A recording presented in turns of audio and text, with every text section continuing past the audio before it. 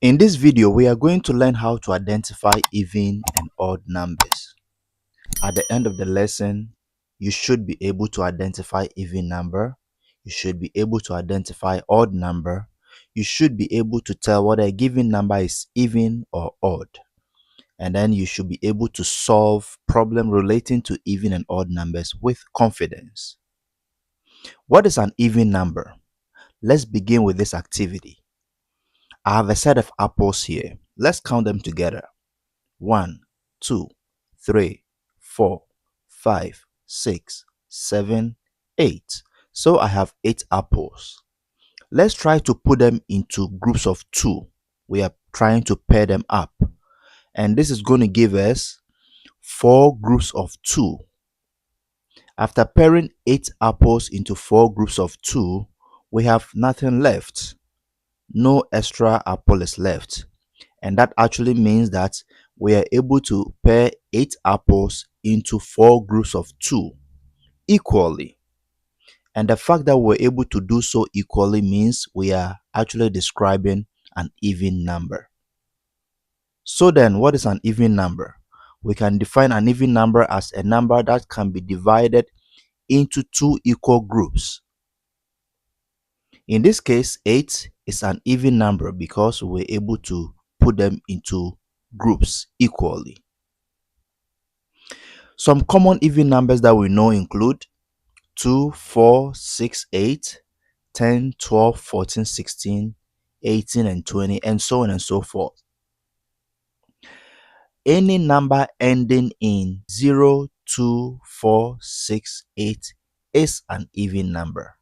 Examples include 212, 430, 612, 808, 102, 516, 124, 106, 198, 200, 4,206, and 10,092. All these numbers end in either 0, 2, 4, 6, or 8. So they are all even numbers. What is an odd number? Let's begin with an activity again. I have a set of apples. Let's count them together. 1, 2, 3, 4, 5, 6, 7. So I have 7 apples. Once again, we are trying to pair them up. And that is going to give us 3 groups of 2. But in this case, after pairing them up and getting 3 groups of 2, we have 1 apple left. Which means we were not able to pair them equally. And the fact that we're not able to pair them equally talks about odd numbers. So then, how do we define odd numbers? Whenever one is left after making pairs, that number is called an odd number. So in this situation, 7 is an odd number. Some common odd numbers that we know include 1, 3, 5, 7, 9, 11, 13, 15, 17, 19, and so on and so forth. Another key point here is this. Any number that ends in 1, 3, 5, 7, 9 is an odd number. Keep that in mind. Examples include 121, 453, 509, 107, 99, 111, 213, 415, 617, 179, 20,179, 14,391, and so many other numbers ending in 1, 3, 5, 7, 9 are all odd numbers. Alright, and this is the key distinction to differentiate between the two, as we have already gone through. Any number that ends in 0, 2, 4, 6, 8 is automatically an even number. And again, any number that ends in 1, 3, 5, 7, 9 is also an odd number. So the burden of you thinking about dividing is of no use. Do not think about dividing. Just check the ending number of any given number and you should be able to determine whether it's an even number or odd number. All right. From the table, let's decide whether the given numbers are odd numbers or even numbers based on their ending number. Beginning with 246, the ending number here is 6, so it's an even number. 975, the ending number here is 5, which falls under odd numbers. 5082, the ending number here is 2. Guess what? It's an even number. 700, the ending number is 0 and it falls under even numbers. 809, the ending number here is 9 and it also falls under odd numbers. So we can easily determine whether a number is an even or odd number using only the last ending number. A quick practice time question.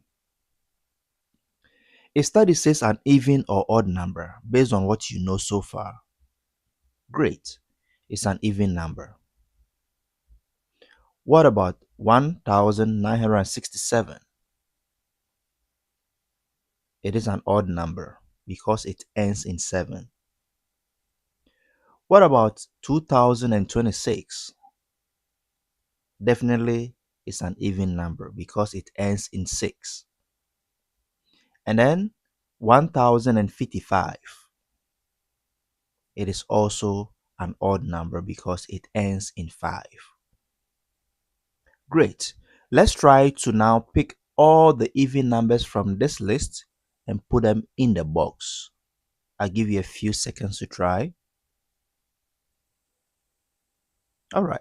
So if we try to put all the even numbers in the box, we're going to get 2, 6, 8, 10, 12, 14, 18, and 20.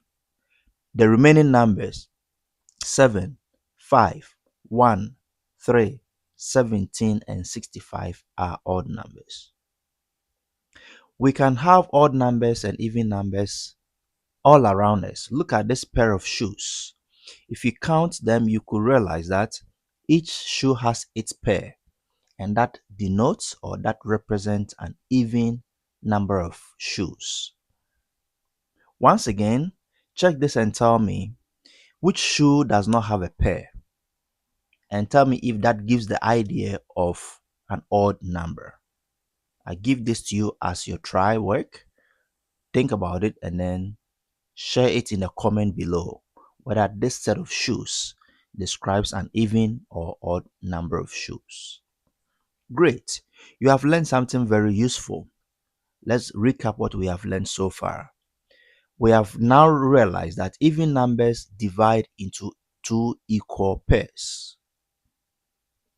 Again, odd numbers have at least one left over anytime we pair them up. Also, even numbers always end in 0, 2, 4, 6, and 8. Odd numbers, on the other hand, always end in 1, 3, 5, 7, and 9. Don't forget to subscribe to my channel for more important lessons like this. Thank you for watching.